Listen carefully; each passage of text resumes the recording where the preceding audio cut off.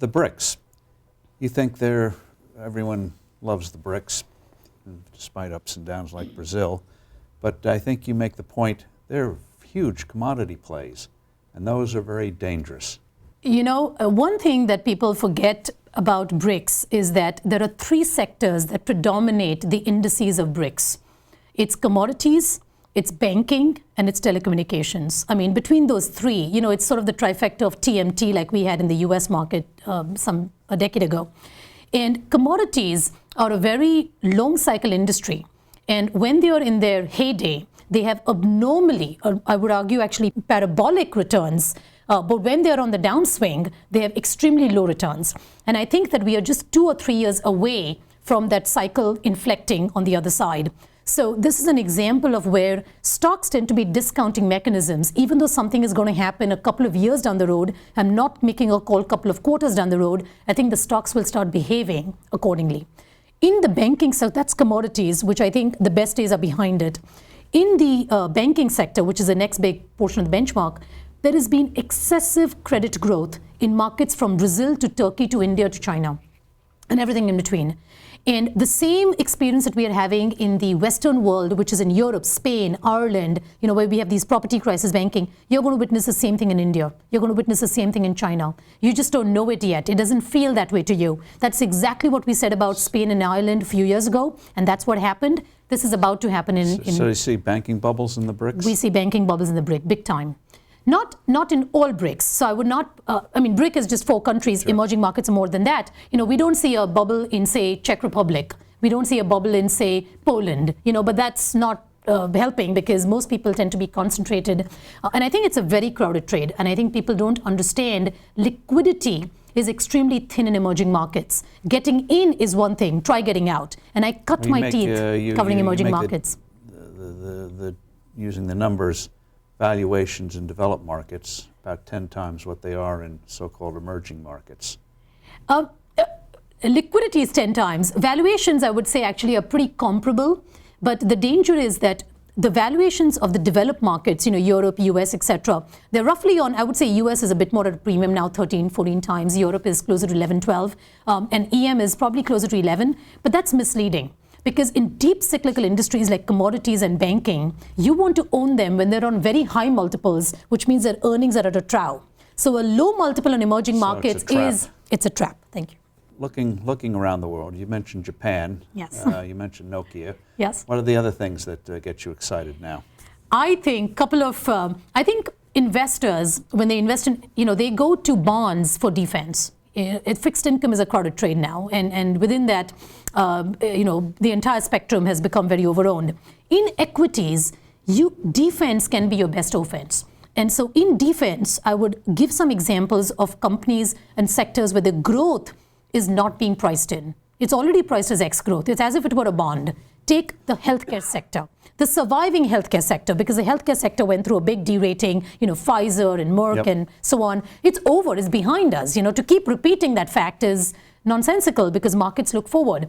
The survivors of that are companies like Gilead, like Roche, you know, like there are so many in the healthcare sector, in the biotech sector, for example, that we like a lot. And these are companies who are multinationals who do sell in China, who do sell in India. They will sell all over the world because the incidence of disease is global. So if you miss the trade in owning a Yum Brands, because that's a consumer multinational, or a Nike, you know, which was able to sell the whole world, well, the healthcare sector is still up for grabs. It's still very cheaply valued. It's not valued as a growth multinational at all. And those stocks just happen to be in developed markets because that's where the best R&D occurs. So Roche is a good example of a Swiss company, 11 times earnings, 4% yield in Swiss francs. I mean, that's something, you know, worth having, I would think.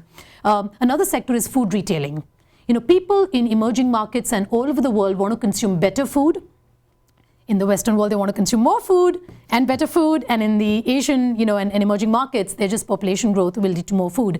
And I think the food retailers like Tesco, who have they're a UK retailer, but they have a large presence overseas in Korea, in Thailand, you know, Malaysia. I mean, the whole Asian, that's the way to play because food is the first thing that people consume more of. And it's the most egalitarian. I mean, everybody consumes. It's not just the rich, you know, even the poor consume more. So I think, and those stocks are available for 9 times earnings and a 5% dividend yield. So here is an example of where you can get growth options without paying for growth. And we love that asymmetry of risk and reward. These are low-risk businesses, low-risk business models, low risk from valuations because they're very cheap, and yet you have all the return potential of a global multinational. Sounds like we don't need alternative investments anymore. I think so. You know, my clients have kidded, as I told you my prior 10-year record, that we've delivered hedge fund-like returns without hedge fund-like fees. So we think that that's exactly was my goal when I incepted my investment process, you know, at my former shop, is I want to deliver the three things that investors want, whether it's an institutional investor or a high net worth or an old person looking at a retirement plan. I want to give them three things. One is superior absolute returns, which is capital appreciation, which is what the alternative guys, you know, want to provide, fail too often and charge a lot for it. Superior relative returns, because you have an asset allocation plan. You want me to beat the benchmark, whatever you decide that might be, a global one, an international one, a domestic one, you choose. And you want to achieve both these higher returns, absolute and relative, with lower risk. Our investment process, custom designed to do those three things. And with lower fees, of course, than the alternatives. So I think that's what we aim to do. We've always held ourselves to a higher bar, and achieving those three objectives is because of this unique investment process where we pay equal attention to risk and return. And I think the past numbers, at least, which again speak for themselves, and I think they're highly repeatable because the team that I've put together does exactly what we did before. This process, the way of asking questions, our discipline of looking for the contrarian trade, independent thinking, and all this sort of interpretation of facts that I talked about is what characterizes all my teams, including this one. Question on that. Even the best investor is going to have a period where things just don't click. Yes. Have you had that period, and do you have the backbone to be able to get through it and not feel, what have I done wrong? Have I lost it? Steve, fantastic question. I can't tell you how many times people have called me nuts because I have lagged the markets. I have done what everybody thought was the wrong thing to do. I was underweight Asia in late 2000 and in the 90s, and I told them there's a property bubble, there's a banking bubble, I will not own these sectors, here's why. And they said, how can you be underweight these in a global portfolio? Nobody else does it. And everybody thinks Asia is a miracle economy. I mean, how come you don't? And of course, lo and behold, we discovered Asia was not a miracle. There was actually significant dictatorship, cronyship. You know, the banks were very weak and they all went under, and we had the devaluations. So of course, yes, been there, done that. Same thing happened to me in the 2000s when I sold off banking stocks, as I told you, way early in 06 and 07, and people said, well, but the economies are doing so well, banks are a warrant on that, you know, how can you be underweight this sector? And we have always marched to our own tune. And I always tell anybody who looks at our performance record, because we've often underperformed, and I take full credit for it, frankly, is I prefer to look dumb than be dumb. When I'm underperforming, I look very dumb. We look as if we don't know what we are doing, but I prefer to look that way than be that way any day. So yes, been there, done that, never capitulated. Quick question on the banking.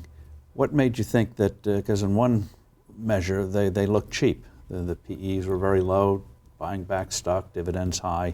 What made you think that it wasn't there? The risk. We could see the risks that they were assuming were greater and greater. If you talk to any bank management, they all wanted to do the same things. And when you see lemming-like behavior in that sector, and again, experience is what counts here. I cut my teeth, again, very early on.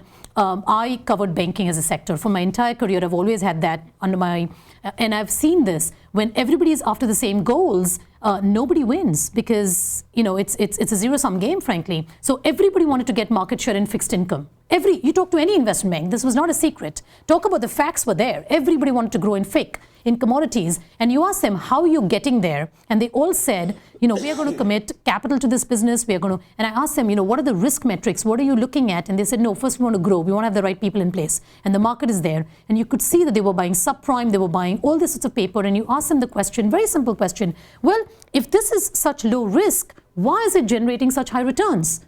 Because in our book, we're always evaluating and we don't see that asymmetry in the markets. So how are you finding this humongous multi-trillion-dollar opportunity? And they didn't have answers for us. And so we just walked away. And that's why it's, again, the power of the questions. We ask those right questions. How can you make these returns when you argue that the risk is so low? Either the returns are not sustainable or the risk you're taking is not what you're telling me you're taking. And that's what led us to the not owning banks despite the optical illusion of low valuations. So what's the best investment for 2013 and what's the worst? Geez, we tend to think, 3 to 5 years out, so it'll take me a little bit of 2013. I would say Tesco, the UK food retailer, because I think the UK being outside of the Eurozone, I mean, from a currency perspective, I think will be able to shape its own destiny a bit more better than Western Europe. And Tesco has a new management team, and they have understood that the business is moving more online, and they are going through a transition phase to position the business, which many retailers in the US failed to, and Amazon sort of came along and ate their lunch. In the UK, they have taken the pain today of resetting the margin expectations, resetting the capex expectations, and so I think that they're very well positioned. Will it be the best stock for 2013? I tend not to be in the business of those predictions, but I think it's extremely well positioned, whether or not in 2013, certainly for the next couple of years at this valuation. And the worst? Geez. I think the riskiest trade will be in energy, the oil stocks in the US in particular, which are up on a tear because of this hype around oil prices and commodity stocks. So I think that whole space of resources is extremely vulnerable. But here's one that your investors may not have thought about, the dark horse where you could end up losing a lot of money: utilities. Utilities are overvalued in our minds practically all over the world, but in particular the US market. They are generating very high rates of return, which were agreed upon by regulators at a time when interest rates were much, much higher. Today we have seen a big fall in interest rates, but we have not seen a fall in the rates guaranteed to these utilities. And I think governments will realize, why are we doing this? This does not make sense. And I don't think the market is pricing that tail risk in at all. So this goes against what you did 10 years ago when oil was booming, and you said, maybe I'll buy oil, but I'm certainly going to buy non-oil utilities. That's correct. We actually did buy. We bought nuclear power utilities, hydropower utilities. You've really done your homework because you do know my whole portfolio very well. Yes, and that was a way to play oil in a defensive way, because it was a vicarious way. Because if you buy an oil exploration company, which is a direct way of playing it, you run the risk of having a bust, wildcatting exploration risks, right? That you don't find the oil that you sought to find. So we always look for the risk-adjusted way. And frankly, rising oil prices, the best way to play that theme was not through oil, it was through utilities that were non-oil fueled. That trade is over. That trade is discovered. It has been mined. In fact, I would argue many of them are over-earning. That's yesterday's story. In fact, today, I used to be very overweight utilities. I'm completely underweight utilities. I would be a seller rather than a buyer. Are people still in utilities because they pay dividends and that's what you're supposed to have today? And we just got the election results with Obama. I don't think the dividend tax cuts, the 15% rates that we've enjoyed for a better part of a decade will last. Now that's a prediction I'm willing to make. But so I think utilities, have been owned as fixed income proxies within the equity markets. Again, this fetish for fixed income. And I think that's a big mistake by the investors because they think they're not taking risk in fixed income, but I think they're just swapping risk. Risk comes in different forms. Risk comes in the form of valuations, it comes in the form of volatility, it can come in the form of inflation. And from a valuation and a inflation standpoint, fixed income is not sufficiently priced to take care of those risks. They're very overvalued assets and they don't pay you enough for the risk of inflation in the long run. They do have lower volatility seemingly because they've just been a one-way trade for the last 25 years. But volatility can increase when interest rates back up. And in fact, I think the risk is that equities will have lower volatility over the next decade than even fixed income. And again, the markets, the investors are not looking forward, they're looking backwards.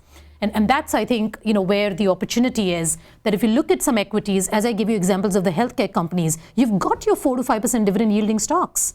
But they just happen to be in sectors that nobody wants to own. And they're blue chip companies, they just happen to be overseas. That's fair. So that's why I think a global portfolio, and which is why we deliberately offered that option to our clients, that if they wanted to go overseas, you have a choice. You can be within the US, because in global it's US and international, or you can be just international. But there are choices.